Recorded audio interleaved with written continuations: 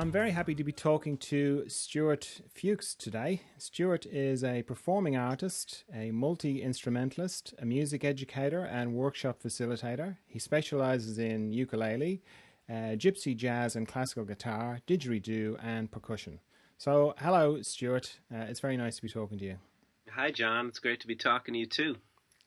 So let's dive in at the deep end, and I'm curious about why you think music exists. Because for the most part, human evolution is very practical.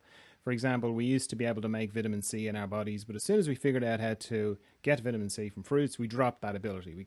We can't make it anymore. So I sort of use that example because it highlights how ruthlessly really practical evolution is. And then I compare that to art and music, which looked at from that kind of pragmatic perspective serves no function at all. Yet we've been doing it for years. We've been painting pictures, we've been making music for a long time.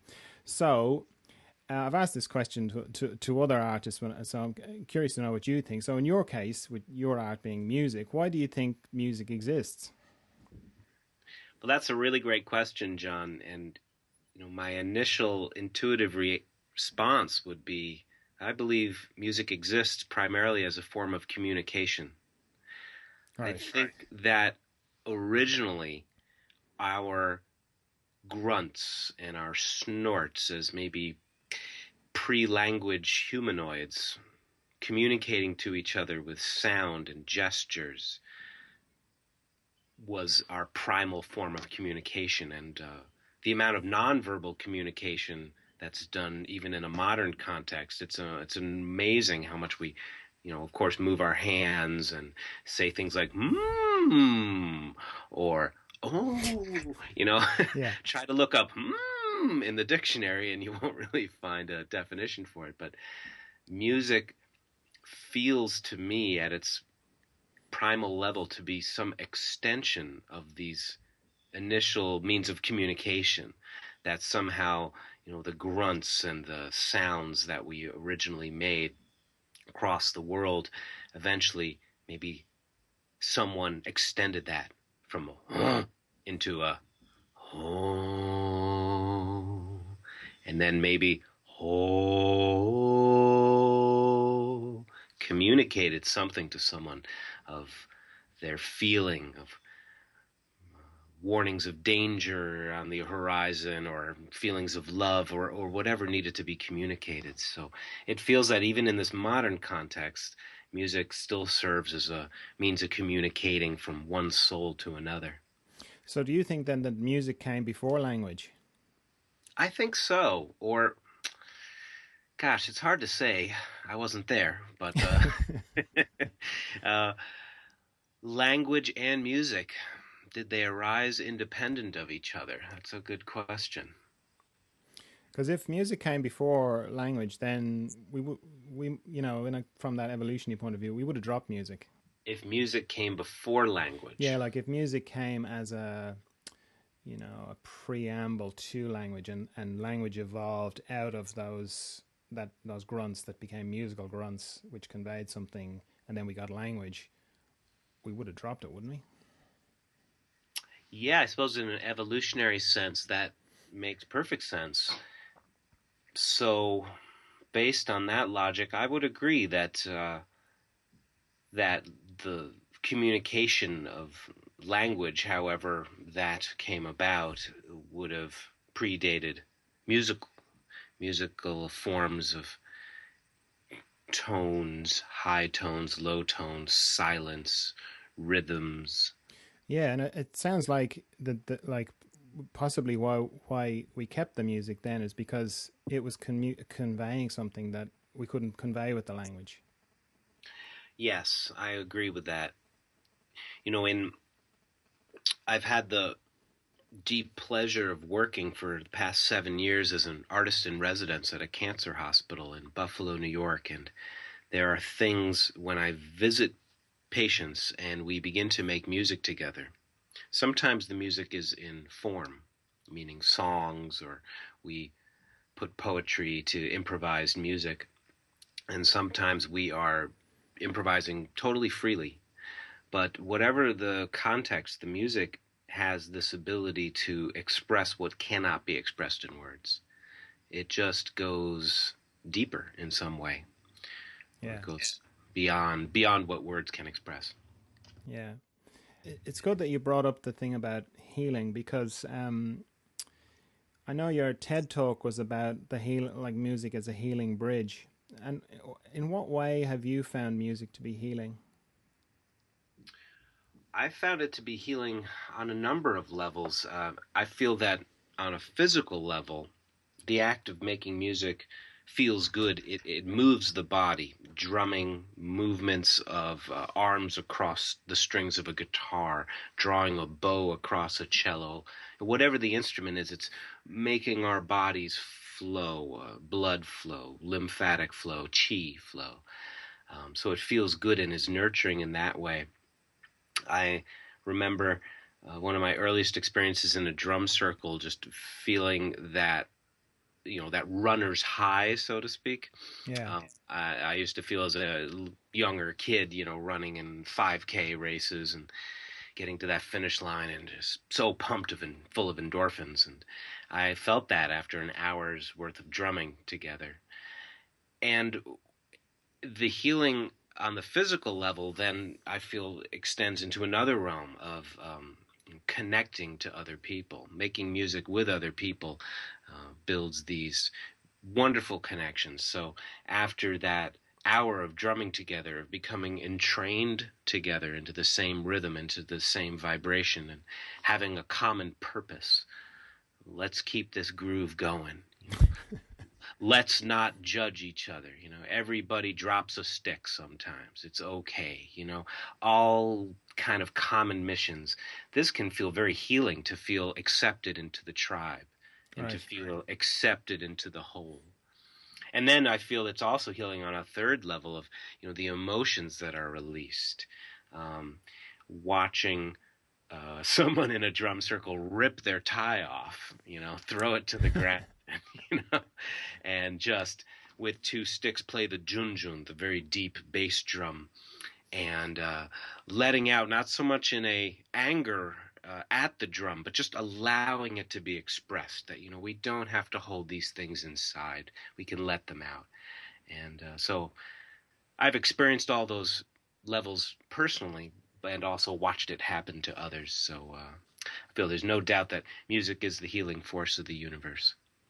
Right. And in your work with the people in the cancer wards, have you found that the music was more like a soothing or an alleviation of symptoms, or did some people go into remission, or how did it play out in that kind of more clinical environment? Yeah, great question. I watched it play out in a number of different ways. Over the course of meeting somebody, um, oh, we would develop a relationship, and I would visit many times, often to the same patient, sometimes on the same day, so I could see week to week how they were doing. Yeah. And music and the creative play was something that they looked forward to. What was interesting was how, at first, the music seemed to serve just a soothing purpose. They would hear me coming down the hall. I'd be picking a ukulele. I'd be playing something very soothing, gentle, and I would, enter their room before I entered it physically. And the music was relaxing and something that they looked forward to, a little private concert. And then over the weeks of meeting someone, I saw it take on a different effect as they would engage more actively with it. Sometimes people would become a lot less timid and willing to sing along, willing to add their own voice. And in that process of trusting that, yeah, I can shake this egg shaker, and, they're really letting go of a lot of self-judgments around their creativity, and that it's a very natural and healthy thing that's available to everybody. Yeah. So I watched that effect on people. I did notice there was one experience that I felt with it involved the didgeridoo in a patient, whose name I can't share here because of the Yeah. laws protecting people's privacy. But this patient had been treated for leukemia since he was a young boy, and he was in his early 20s. So he really had very few memories where he was not sick.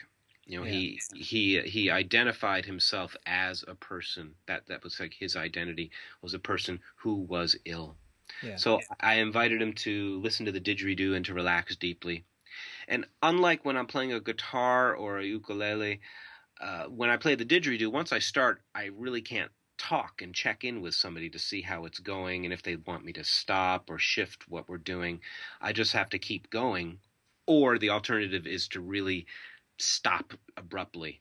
Yeah. So the didgeridoo's sound is one of its magic, of course, is that the sound continues. Yeah. It never stops, and it just lulls people into a deeper state of consciousness, much more present with the moment.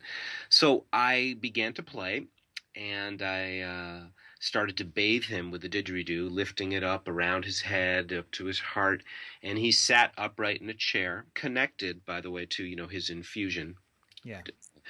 It was IV pole.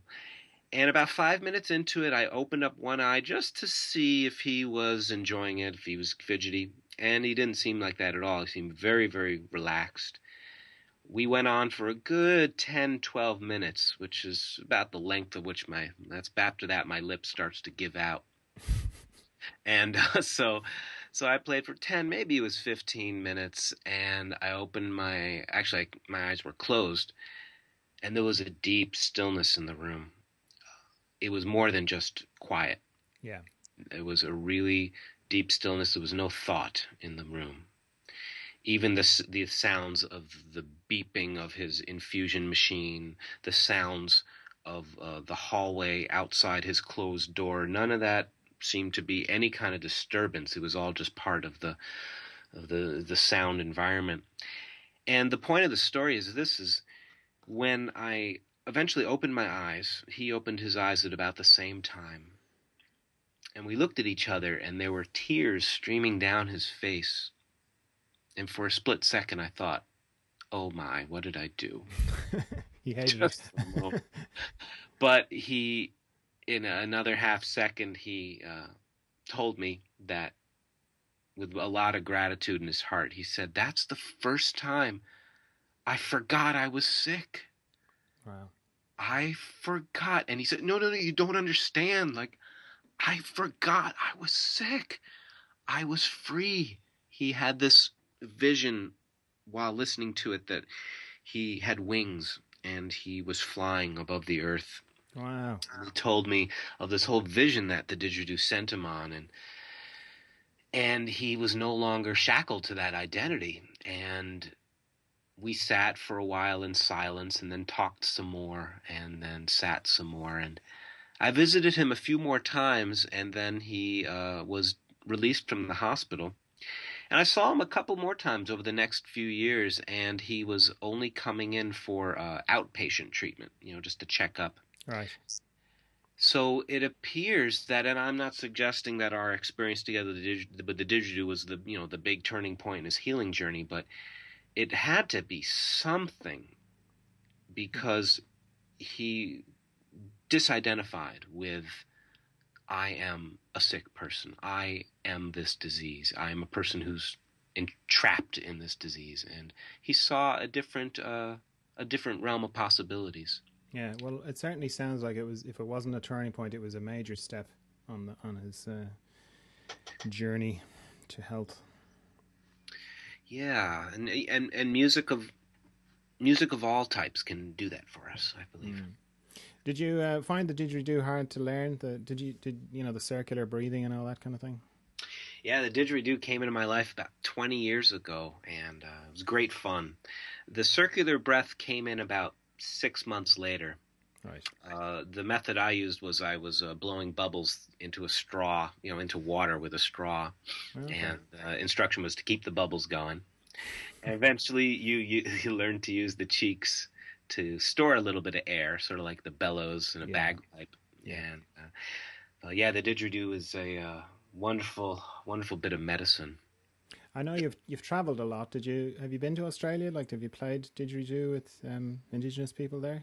I haven't yet. I would Okay. love to visit Australia. I've received some emails recently from some people who have signed up on my mailing list. They've seen some of my YouTube videos, and Right.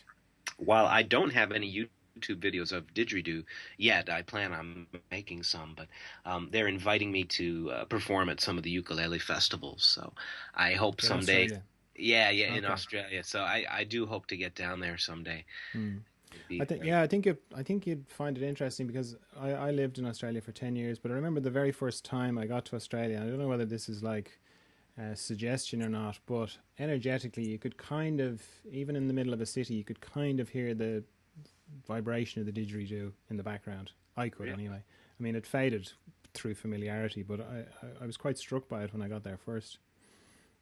So you would be in, downtown Melbourne or Sydney, and just you Yeah, sort of. I was in the Gold Coast, which is kind of like the Las Vegas of Australia, and that was kind of the first place I was. So you couldn't get further from the bush or the outback or anything like that. But there was just an energy on it, and I actually really felt it on a beach on the Gold Coast, really strongly.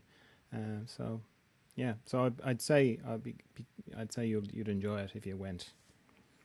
Yeah, I'd like to experience that. Yeah, that's but that image that you're bringing to my mind is beautiful. Of being in an urban environment and still feeling the presence of nature. That Yeah, yeah, it's strongly, not it's very not strongly. it's Yeah. not covered up. It's still there. Well, there's so much of it in Australia. Like, for such a huge country, there's not a lot of people there, really, like 20 million, and there's huge landmass. So the nature is the predominant thing there. Yeah. Um, so, right, slight change of direction. Now, what's the biggest challenge you've had to overcome as an artist? I'd have to think about that because I feel so blessed to do what I do that I don't share the commonly held belief that, you know, music is a tough road, or, an artist's life is a life of struggle. I think we're pretty lucky to be doing what we're doing. Sure, there are some hurdles to overcome. I guess I had some wonderful teachers who pointed me in some good directions. I think if I had to choose the biggest struggle, it would be towards the end of my classical guitar training. I came down with a really bad case of tendonitis in my wrists and my shoulders. I was ready to throw my classical guitar under a truck. And I was torn, what'll I do? I mean, not only, what'll I do, but that whole letting go of the image of, this is who I am. And Yeah. so actually, rather than throw it under a truck, I put it in a closet for a while and just rested my arms and returned to drawing and playing with tapes and poetry. And so I kept myself busy in other creative ways while my arms healed. And that was a great gift, though, because out of that, it was back in 99, 99, 2000. That's what really made me commit to this path of yoga and meditation. Uh, Not only to heal the body that was so damaged from over practicing and practicing with a lot of stress, but to unravel the knot of my mind. It was Right. wound pretty tightly. Yep. So yeah, classical training can do a number on the mind with the expectations that one feels that they have to reach, and meditation helped to pierce that. Pop, pop the balloon. Yeah.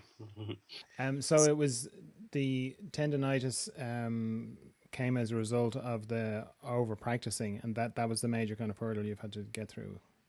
Yeah. That was a big hurdle for me.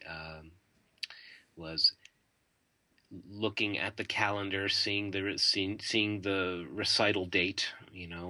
April 20th, and my arms. How can I do? I have to practice. How am I going to do this? And it was much more a state of forcing things to be instead of allowing.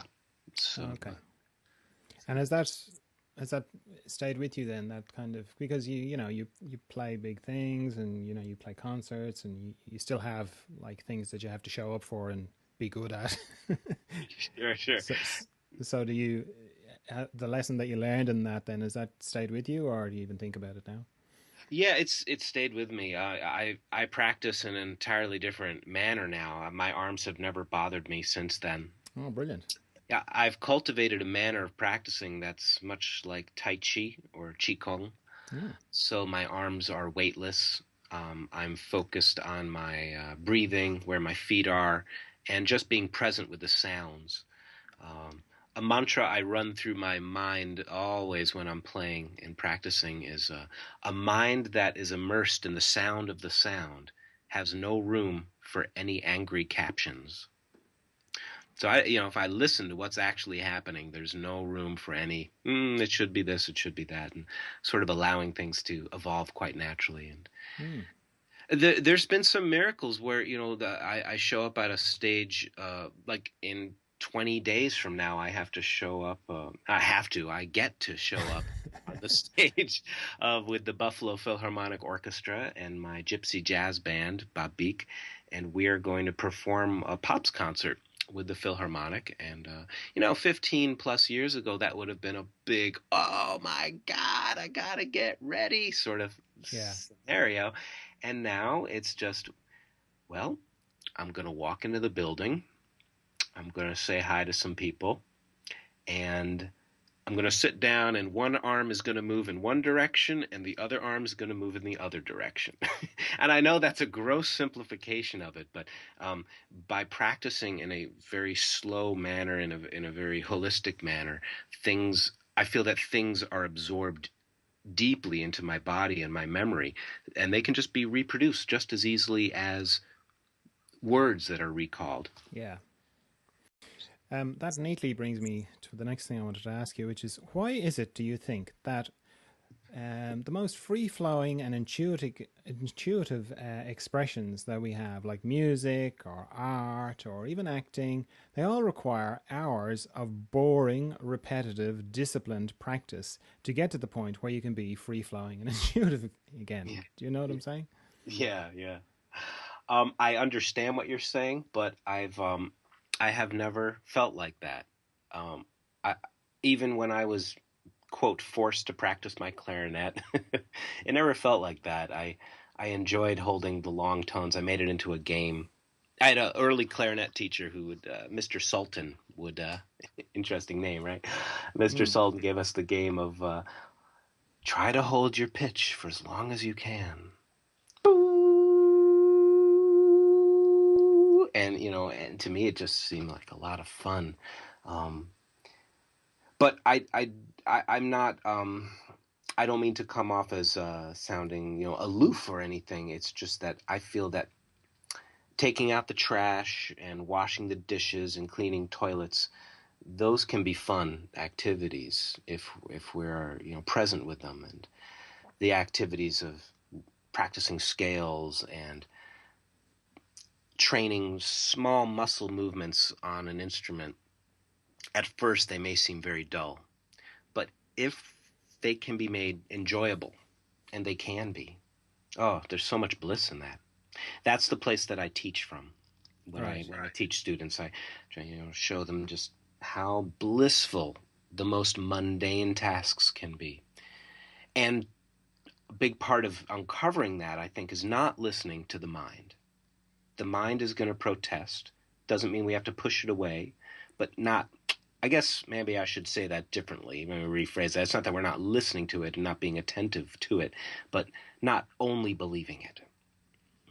The mind will protest. So, Right. Well, I'm. That's great. What I'm thinking of as well, though, is I watched an interview years ago with. I know you're a fan of Django Reinhardt and the hmm his musical buddy Stephane Grappelli. They used to play in the Hot Club de France. So I watched an interview with Stephane Grappelli and Yehudi Menuhin.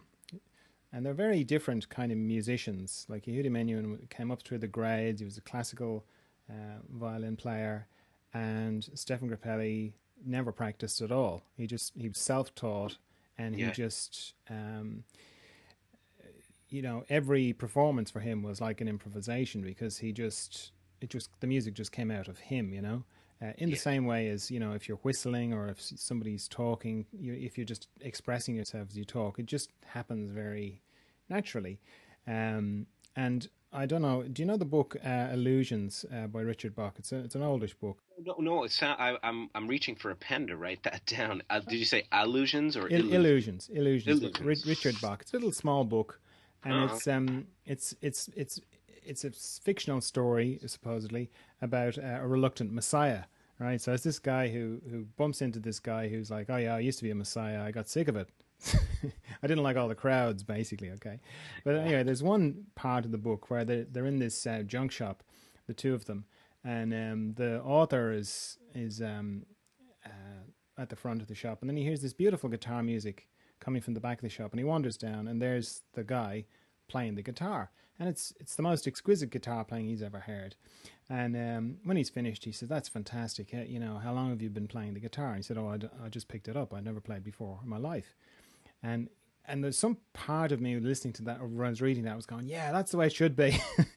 You should be able to just express yourself like exactly how it is on the inside, And it kind of ties in with this thing of I don't know if you know this thing that's been going around the internet. It was an interview that Ira Glass did I think it was 2009, and he talks about the gap, and basically the gap between if you're a creative person, you'll have great taste before you ever know how to do anything. And if you say you want to become an artist or whatever you want to do, you have to put in a certain number of hours before you get to be able to express yourself the way that you feel it on the inside. And a lot of people fall off the wagon, or the wheels fall off their wagon somewhere in the middle, because what they make, if you're an artist, the drawing or the painting you make, you just know, because you've got good taste to start off with, that you don't like it. It's not that good. And he was sort of basically saying you have to go through, there's this thing in art where you have to, I think it's 10,000 hours. There's this 10,000 hours you've got to do of bad drawings before you start to be able to do good drawings. And it's similar in music. So that's a very long-winded way of getting around to this thing of, why do you think it is that we can't just pick up that guitar like Daniel Shimoda? I just remembered his name. Daniel Shimoda, that was the name of the character in Illusions. Why can't you just pick it up and start playing? Or be like Stephane Grappelli? Or is he just a one-off kind of unusual person?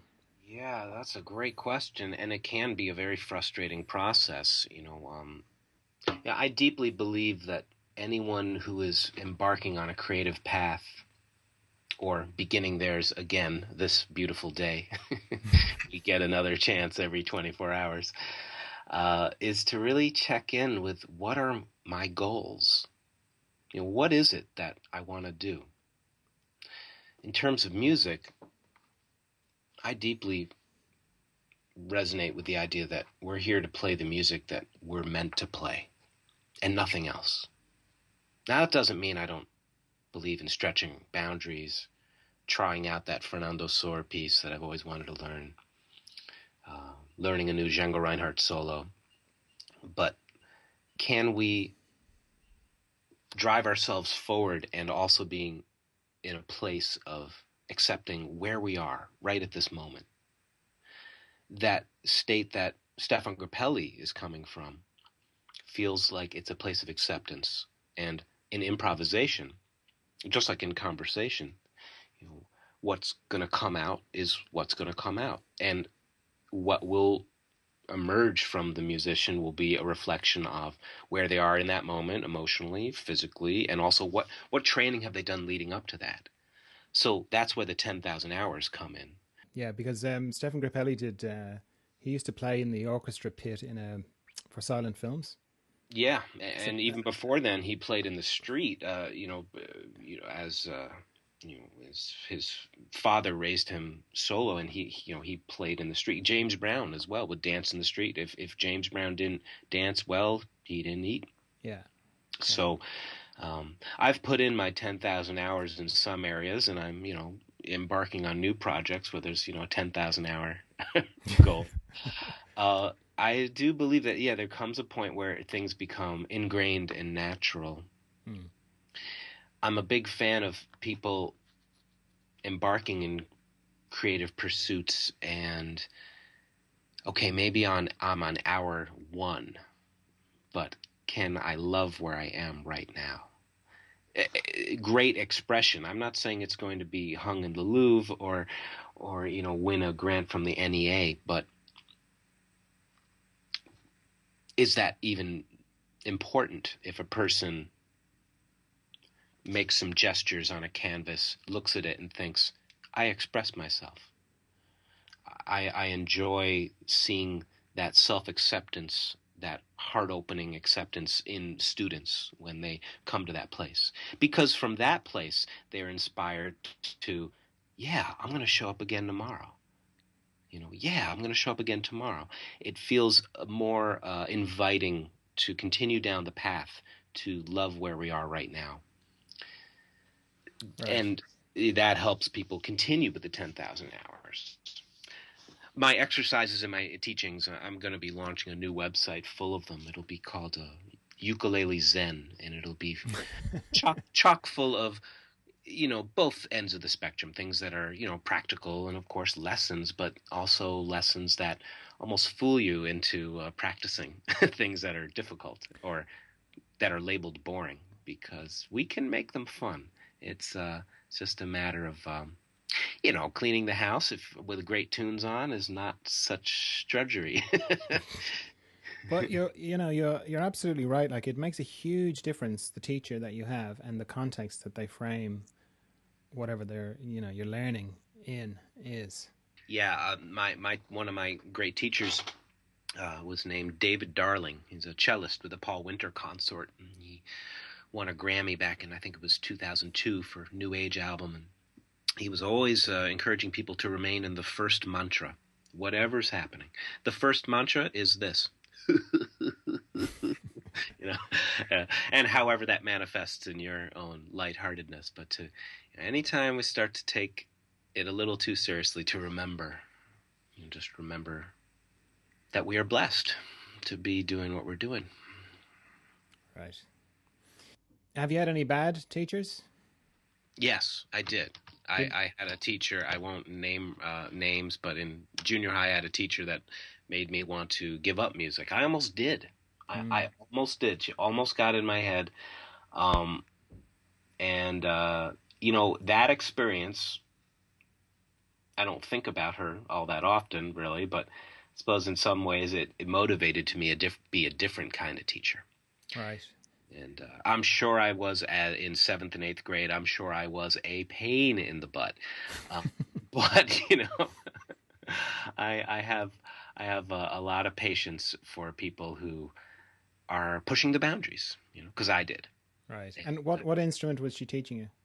Oh, well, she was the band teacher, and at that point I played clarinet and bass clarinet and a little saxophone. But all I wanted to do was play guitar. I mean, I used to, when I was little, my dad wanted me to, practice. He was a classical guitarist, right. And he wanted me to learn the classical guitar, but he also knew that I needed to practice my clarinet, so I made a recording, 2 different cassette tapes of me running my clarinet stuff, and I would press play on it, and I would shuffle the tapes every couple of days, and while that was playing, I would quietly pick on the guitar, and I was learning a U2 song. The night of one of the junior high band concerts, and I had a big solo in the Ghostbusters theme, but I was back there at home learning, Sunday, bloody Sunday, do do do do do do do, that riff that starts the whole song. So I don't know, maybe she sensed that my heart wasn't really there. I just wanted to play the guitar. That's like something you'd see in a movie, playing your tapes to fool your dad. It was in the movie, wasn't it? Ferris Bueller's Day Off. I think he had tapes of himself being sick. I think he did. That's right. Right. And this was the 80s, so maybe I think I might have stole that from him. But it worked. I would have an A tape and a B tape. so my B tape, I'd start with my scales. My A tape, I'd start with my my tunes, and it worked a couple times. Very good. Going back to the teacher thing, though, I had a piano accordion teacher who was, and I mean, I didn't start playing the piano accordion until I was in my late 30s. And this guy was a fantastic musician, which probably what sold me on him as a teacher. But to this day, it's still like I have an apprehension about playing the piano accordion. I never got through that kind of I never got into the enjoyment phase. It's one of the reasons I stopped playing it. Really, I mean, every now and then I pick it up, but and it's one of the reasons I started playing the ukulele was because it was just so enjoyable. Just straight away, well, not straight away, within a week or two, it was you could do something that was enjoyable. You know, I think it makes a huge difference. The teacher that you have, the impact that they can have on you, they can really do a lot of damage and a lot of good. Yes, yeah, that's true. The ukulele's immediacy, how quickly you can go from I'm a brand new beginner to hey, I'm making music and feeling good about it. The the speed of that is what makes it so attractive, I think. And it's great that you experienced that. Um, you know, it can be tough as a teacher to have a lifetime of experience and to look at someone who's just starting out and to whittle it down to what is useful today. Yeah, I try to, by the end of someone's lesson, whether it's their first or their 1001st lesson with me, let's spend some time just playing. And when I say just playing, I mean not only playing a song, start to finish, or even just a passage, playing it in a way where we feel free, where we're free of the separation from the music. I like to, my goal as a teacher, I think, is to help people merge with the music so they really become it. right. When we're speaking right now, our words are, they're arising from our lungs, they're vibrating across our vocal cords and coming out our mouths, and you're receiving them. And instruments, yes, they are not physically connected to us, although vocalists are. But if I'm playing a guitar, yeah, there's this there's this medium between the music and my soul. But how can that become one? Mm. And I think that can happen even with very basic things. In fact, in some ways, more so with basic things than very complex things. So I try to get people into playing music and losing themselves, merging with the music. Right. So when you're saying play there, it sort of reminded me of like the way children play, Hmm. that kind of play.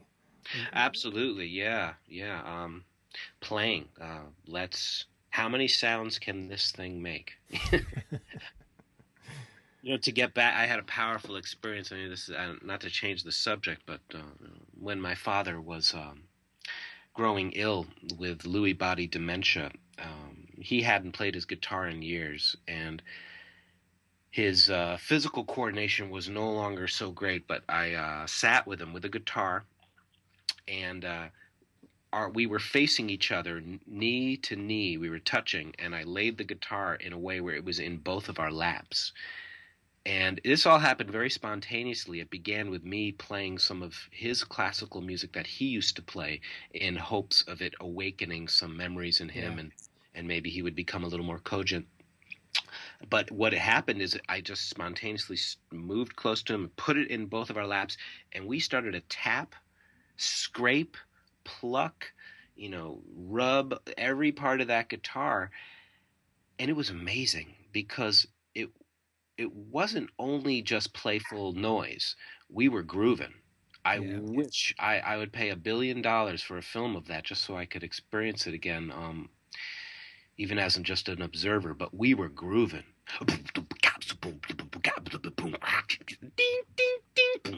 And he was so awake. His Yeah. eyes lit up.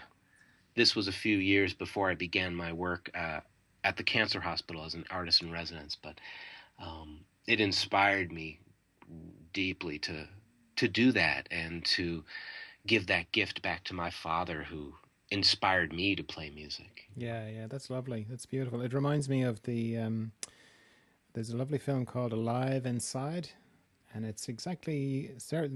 It's very similar to that. It's people in nursing homes, and this well, just one guy really just got it into his head that it would be really helpful if they listened to music from their when they were younger, you know. So there's a one man and he's bent over and he's completely empty, vacant, just sitting in his wheelchair, and the guy puts the headphones on him, and he just starts to come alive, exactly like you're describing, and he starts to sing along, and he's very coherent, and there's something about the music. It's just bringing them back to life in a way. And it's become a whole program now in the States of trying to get these headphones and these little MP3 players with the playlists specific to each person that will trigger them. It's a huge movement now, and it's great. So it's really brilliant. Beautiful, yeah, beautiful. Yeah. I'm writing down this along with Illusions. I'm going to check that out. Alive Inside. There was a movie called Young at Heart, a similar situation. It's a home for the elderly in Northampton, Massachusetts. Not far from where I live. They made a great movie about this one choir director who got a room, about 30 or so senior citizens into a choir. And they did all kinds of stuff. They did a Coldplay song. They did some James Brown. They did, and how he worked with them was really inspiring. And to see them move in ways that they thought they couldn't, Yeah. Just going back to the teacher thing, do you have any tips for people listening for finding a good teacher? Well, gosh golly, you could visit my website at stewfuchs.com. Okay. Well, assuming you're going to be inundated with the 5 people who listen to my podcast. No, but if they can't get to you, or if they prefer an in-person kind of thing, are there any kind of things they could look out for with a music teacher?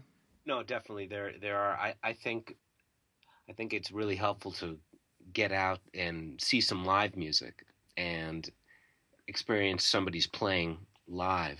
And if you like what they're playing, and then speak to them afterwards and ask if they give lessons. And sometimes they don't. It can be surprising because these days almost everybody teaches. But I remember doing that with a jazz guitarist in Buffalo, and I asked him, a fantastic guitar player. I mean, just unbelievable. And I had to really twist his arm to get him over my house to teach me a lesson. Right, and, the thing is, like, not everybody who's a brilliant musician is a good teacher. Like, it's almost like 2 separate talents. And and I experienced that with this guitarist. He came. I had him over for some dinner, and we got down to some plan. And he said, "Listen, man, I don't know what I mean. I appreciate you digging my plan, but I really don't know. I don't know what to show you." And I'm looking at him, and this was almost 20 years ago. I just didn't know what I know now. Yeah. And I thought, how could you possibly say that? I've watched you and I've heard you. But then when he tried to verbalize and put it into any kind of system for me to progress, it was difficult for him to do that. Sometimes people just know what to do, but without showing it. Yeah, well, that's what they say. Show it. Yeah, so. That's what they say. The worst person you can learn from is a natural in anything, because they haven't a clue. Whereas somebody who, it didn't come naturally to them and they had to learn, they know how to learn, so they can pass on how to go through that process. Yeah, totally. Yeah, and to find somebody who walks both those worlds is it's I don't know if it's rare, but it's less common. I feel blessed to be able to do both of those myself. Now, some other tips I would say, in addition to going out and hearing somebody play and striking up a conversation afterwards, is just to look up the phone book, or you could use the old-fashioned internet and look up community music schools in your area, music stores. But whatever the teacher is, I think it's important to ask them, and for students to not be shy about asking them, "Hey, how are you going to teach me? What are your goals? How do you go about showing somebody harmony? How do you go about showing somebody how to improvise? Not in the spirit of grilling them, but just to ask them. And if that person is a real teacher, they're going to respect it in a big way, because they're used to people showing up and not really being so willing to apply themselves. And right. asking those questions will really will deepen your relationship, and you'll get a much better lesson experience out of it. Right. Do you think it's worth trying to talk with some of their other students? I think so. To get a feel for what they're like? Yeah, I mean, I think so. Of course, you might have to take it with a grain of salt because everyone's viewing things through their own lens. You don't know how somebody's personality jives with that person. You could speak to one student who says, "Oh, he's a little, I don't know, he's not very clear," and somebody else could say, "Oh, he's so relaxed. I mean, I go over there, he has tea waiting for me, and then we get into it, and I just love him or her." So yeah, but yeah, I think that can be helpful. Yeah, well, I'm just thinking about my own experience, and I think it's that thing of when you like I never I learned the piano years ago, but it was I didn't have a lot of lessons, so I was kind of coming to it very raw, and the fact that I was this guy's only student should have been an alarm bell. And then as we went along, and I was with him for like over a year or two even. So in the middle of it, he said, "Oh, you have a new student." And I was like, "That's great." And then about 6 weeks later, I was saying, "Well, how's the new student?" "Oh no, she left." I kept making her cry. Oh, That really? should have been an alarm bell for me as well. But Yeah, yeah, you mentioned about this teacher earlier. Yeah, there was how many years did you take lessons with this person? I think it was about a year and a half, maybe 2 years, two Yeah. years tops. But, he was great. He was an older man, and he was fantastic accordion player. He used to play like in the clubs in Brisbane at night and everything. He was brilliant to listen to, but definitely someone who wasn't a great teacher, in my opinion, anyway. Yeah. Yeah, and the thing with teachers is that they inherit what they were taught. That's And right. That's right. some teachers, yeah, and some teachers they don't continue the process of evolution. I'm not saying everybody, but some, they do what they do, and then life gets busy, and maybe they have children and family, and okay, I've this is what I do, and I don't mean only not just growing musically, but in interpersonal skills and maybe other forms of development, spiritual development that make a teacher much more effective. So so yeah, it's important to remember that teachers are just working out their stuff just like everybody else. Yeah, yeah. It's funny. I'd forgotten about it until you said that. But I remember him telling me about his teacher, and his teacher was used to play in the army and learned in the army, and was like a major disciplinarian. Yeah. So he probably thought he was a mild version of that. And Okay. just yeah, Yeah, discipline is yeah, and yeah, I mean discipline is liberating. It can be, but it has to come from within. The student has to want to cultivate it themselves. It can't be forced. yeah. So how does that cultivation happen? I think it's not with get over here. I think it's with here, kitty, kitty, kitty, kitty, here, kitty, Right. and having something, having a reward, a reason to go down the hallway. Yeah, yeah. That reminds me of that. Richard Branson. That business guy. His famous one of his famous quotes is about he doesn't want managers who know how to lead sheep. He wants managers who know how to shepherd cats, Yeah. which is similar to what you're kind of saying. Yes. Right, slightly different direction again. Years ago, I watched some Tibetan monks making a mandala, and it took about 4 or 5 of them about 3 weeks to make this elaborate image with colored sand. It was fascinating to watch. And then at the end of the 3 weeks, they chucked it in a river. Yeah. And the idea was it's a meditation on the transience of life, and the point was the process of creation, not the finished product. And I was thinking about playing music and how similar it is to that idea, because if you're not recording and you're just playing, it is as transient as a mandala. It's sort of there and then it's gone. Um, are you conscious of that kind of transience when you're playing, like particularly when you're playing for yourself, but then particularly in a big kind of situation like this orchestra thing you've got coming up? Hmm. Yes, that's something I've thought about since I was a kid. It's we used to call it amongst my friends when something really brilliant would happen. and nobody recorded it, we'd say, it's lost to the lid. It's gone out into the sky. And okay, that one's for God, that one's for the universe.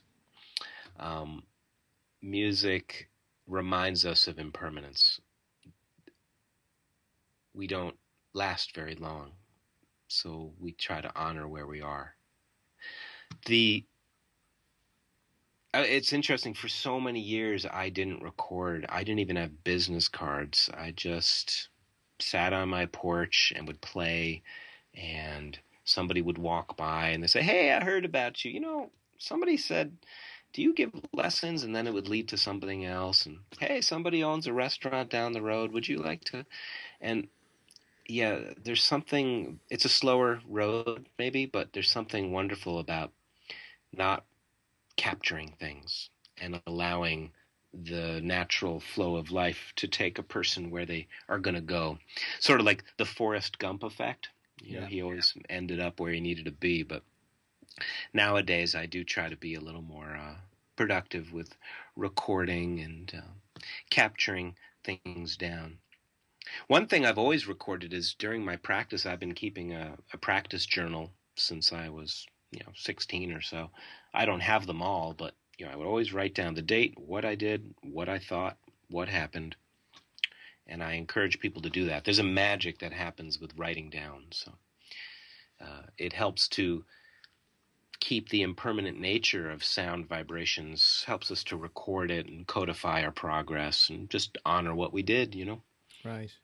It's kind of ironic, really, in the kind of era of rock stars and pop stars, to realize that without the recording, what they're doing is probably one of the few art forms, or I suppose all performance art is like that. That once, unless you have a recording device, it's very transient, and the least amount of kind of space for your ego to kind of latch onto it.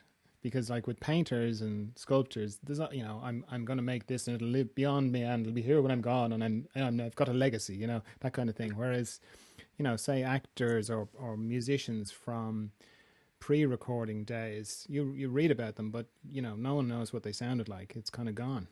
Mm-hmm. Yeah, right. Like there were many sides of Django Reinhardt's music recorded, but very little film. World War II got in the way of that filming. But it's very transient. This idea of just sitting down and playing and having that be enough is something that was instilled in me with my classical guitar teachers. Right. So I don't know if that ruined me for a recording career. It didn't. I still record, and I'm working on some new recordings. But I find great joy in the unrehearsed, unplanned, unperfected, meaning like there's no reverb on my sound, there's no auto-tune on my voice. I'm just going to be me. And then when I'm done, pack up the case and move to the next place. I do that a lot in airports when I'm waiting for a plane on the way to a gig. Sometimes my best performances are just, at an airport, gate or something, just making somebody's day brighter. Oh, that's nice. Do people feel obliged to give you some money? No, they don't. Sometimes, actually, I have been offered some tips, but I play quietly. You don't put the hat down or anything like that, do you? No, I don't. I used to do that busking some time ago. I'd like to busk around Europe. It's a dream of mine. I'd love to do that. But I don't do that. And actually, in these public places, I try to not be, hey, I'm giving a show. Here I am. I'm more just, blending with the environment. So somebody might arrive at their gate kind of stressed and, okay, they're sitting down. Okay, they have 15 minutes to check my email. And then out of nowhere, sort of percolating from the background, is this little relaxing ukulele classical piece of music. I like blending with the atmosphere in that way. That's a lovely image. Thanks. It's a fun experience. It feels like it's just service, which is really one of the core foundations, really, of how I go about what I do. Is I want to be of service in some way. Right. Why do you think the ukulele is enjoying such a resurgence in popularity? Well, it's affordable to buy one. It's relatively easy to learn. Um, it's easy to carry around. It's adorable. I mean, look at that. I got one right over here on the other side. I got them hanging all over my room. Um, and they speak to an era, I think, of, well, a couple of eras, but one of them is an era, I guess it could be described as you only had one radio and it wasn't in your car. And this era of, let's just take it a little slower. Let's listen to one song at a time.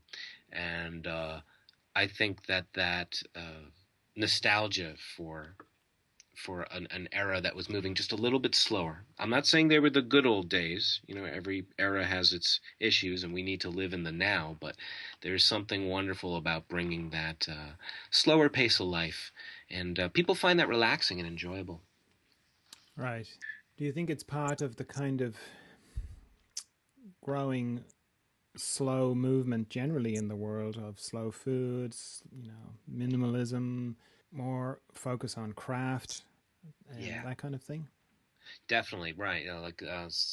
It hasn't taken over yet. I hope it does, but yeah, the quality over quantity idea. Let's do a few less things, slow food, right, instead of fast food.